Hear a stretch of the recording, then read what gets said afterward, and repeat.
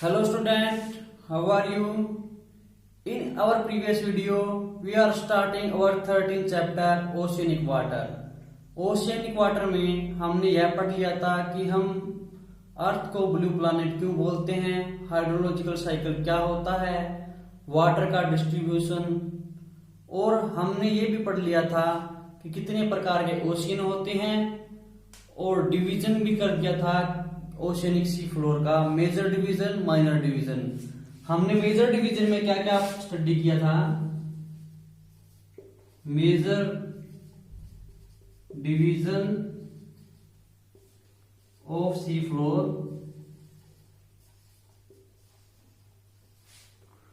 First था major division में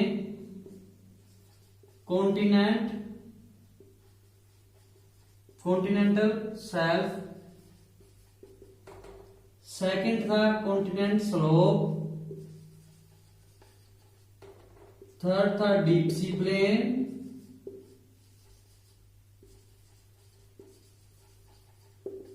और फोर्थ था deeps and trenches.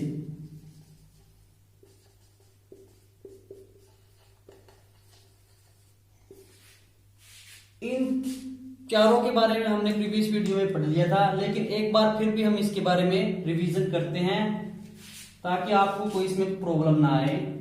Continent shelf क्या होता है? जहां पे कॉन्टिनेंट बाहर की ओर एक्सटेंड हुआ हो और ये ऑक्युपाइड बाय ओशियन हो, इसका कुछ एरिया ओशियन में आता हो, ये होगा कॉन्टिनेंट शेल्फ। और इसका ग्रेडियंट कितना होगा? 1 डिग्री से भी कम होगा ग्रेडियंट एंगल। और इसकी डेप्थ कितनी होगी? इसकी डेप्थ 30 मीटर से 600 मीटर तक इसकी डेप्थ हो सकती है। और इसकी विड्थ वेरी करेगी इसके कोस्टल एरिया पे। जहां पे कोस्टल एरिया में इसका प्लेन लगता होगा वहां पे इसकी विड्थ ज्यादा होगी, और जहां पे कोई माउंटेन लगेगा इसके कोस्टल एरिया में वहां पे इसकी विड्थ कम हो जाएगी। जैसे कि चिली में इसकी विड्थ बहुत कम हो जाती है और आर्कटिक ओशियन में बहुत ज्यादा बढ़ जाती है। इसके बाद में आता है कॉन्टिनेंट स्लोप। कॉन्टिनेंट स्लोप क्या होता है? जो कॉन्टिनेंट शेल्फ और डीप सी प्लेन को मिलाए वो कॉन्टिनेंट स्लोप होता है। इसका ग्रेडियंट एंगल 2 डिग्री से 5 डिग्री के बीच में होता है। ये हो गया कॉन्टिनेंट स्लोप। और ये एकदम बिल्कुल खड़ी ढाल आ जाए, ये होगा कॉन्टिनेंट स्लोप। इसकी डेप्थ कितनी होगी? इसकी डेप्थ 200 मीटर से 3000 मीटर तक होती है कॉन्टिनेंट स्लोप की डेप्थ। इसके बाद में डीप सी प्लेन, जो स्मूथ एरिया आ जाएगा ओशियन का वो डीप सी प्लेन कहलाएगा। जैसे कि ऐसे हो गया ये बी का एरिया, इसकी हाइट होगी 3000 से 6000 मीटर। ये होगा हमारा deep sea plain, smooth area ocean का। इसके बाद में आएगा डीप्स एंड ट्रेंचेस, जो हमारे सी फ्लोर के नॉर्मल से कुछ ज्यादा गहरी होंगी, खाइयां ट्रेंचेस होंगी, उनको डीप्स एंड ट्रेंचेस बोलते हैं।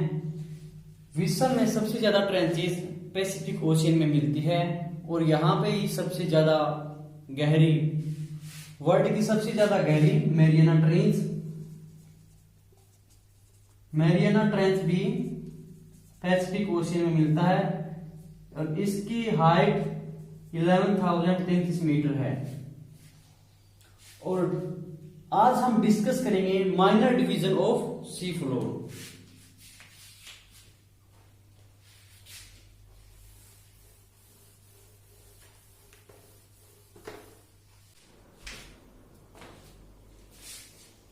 अब हम बात करेंगे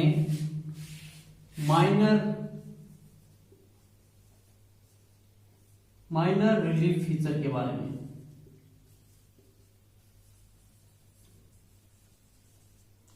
सबसे पहले कौन सी है माइनर में? Mid oceanic ridge.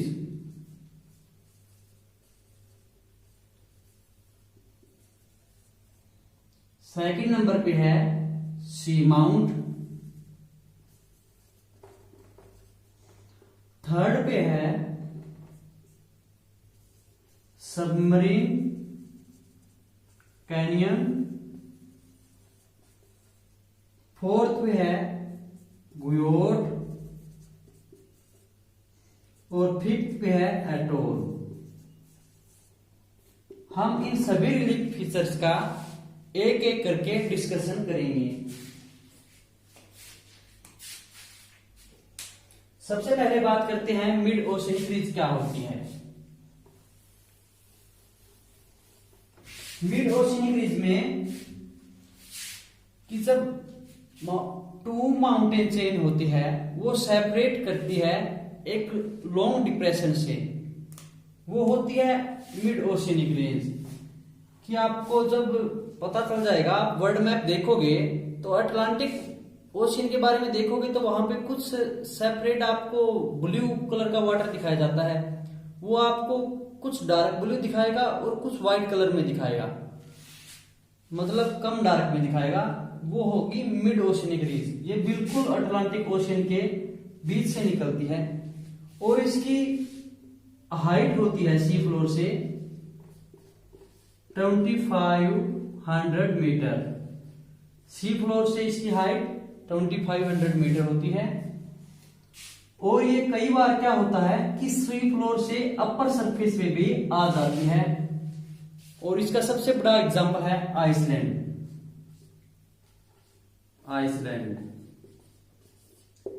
कि जो मिड ओशियनिक रीज है और सी फ्लोर से बाहर आ गई है। अब सेकंड की बात करते हैं। सेकंड पॉइंट हमारा कौन सा था? सी माउंट।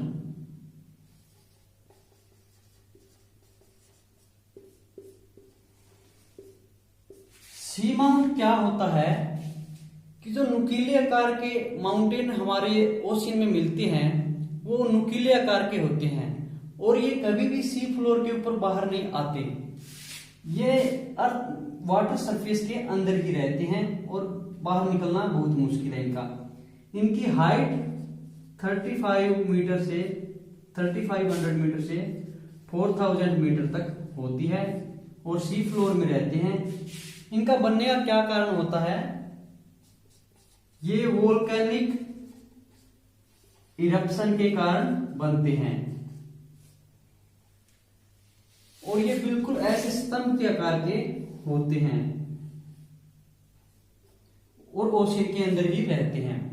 अब हम बात करते हैं अपने थर्ड टाइप की। थर्ड में कौन सा था? Submarine canyon.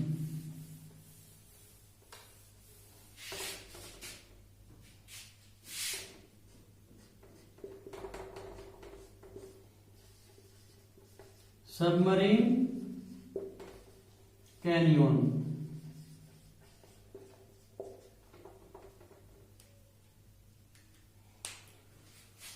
सबमरीन कैनियन क्या होता है कि जब कोई रिवर सी में गिरती है तो ये अपने साथ कॉन्टिनेंट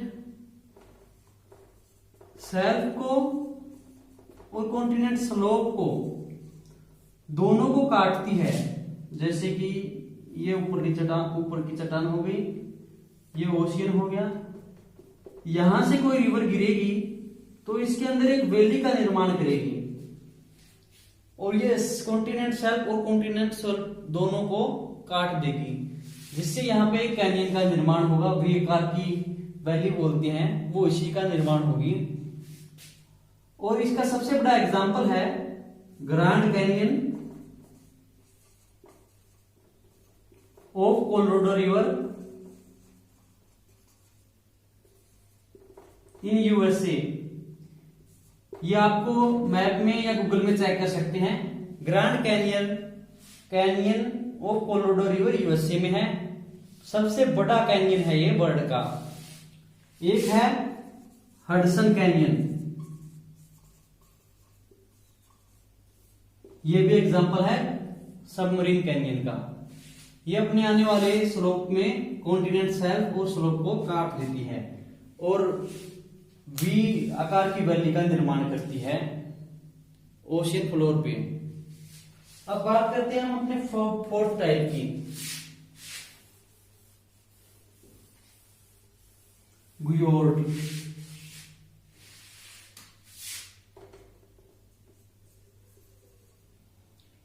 गुयोर्ड्स। गुयोर्ड्स क्या होते हैं? ये भी एक प्रकार के सी माउंट ही हैं, सी माउंट के जैसे ही होते हैं। इनका टॉप फ्लैट होगा और ये भी वोल्केनिक इरप्शन के बारे में के जैसे ही बनेंगे। पैसिफिक ओशियन में लगभग 10,000 ग्योर्ड्स और सी माउंट्स मिलते हैं। ये सिर्फ पैसिफिक ओशियन के बारे में बताया है। ये बिल्कुल सी माउंट के जैसे होते हैं, लेकिन इनका टॉप फ्लैट होता है, फ्लैट टॉप होता है। अब बात करते हैं फिफ्थ की, एटोल के बारे में। एटोल क्या होता है कि ये एक प्रकार के जीवों से बना हुआ होता है, जिसमें से हमारा लक्षद्वीप है, ग्रेट बैरियर रीफ ऑस्ट्रेलिया है, ये एटोल से बने हुए होते हैं। ये एक जिस प्रकार जीव होता है उसके ऊपर एक और जीव की खोल हो जाती है, उसके ऊपर एक और की, और ये आयरलैंड का निर्माण करते हैं। ये क्या करते हैं अपने अंदर, ये एक आयरलैंड का निर्माण कर दिया, या तो इसके अंदर फ्रेश वाटर मिलेगा जो कि बाकी ओशियन से अलग होगा, या फिर इसके अंदर ज्यादा सैलिनिटी का वाटर मिलेगा, या इसमें लैंड होगा।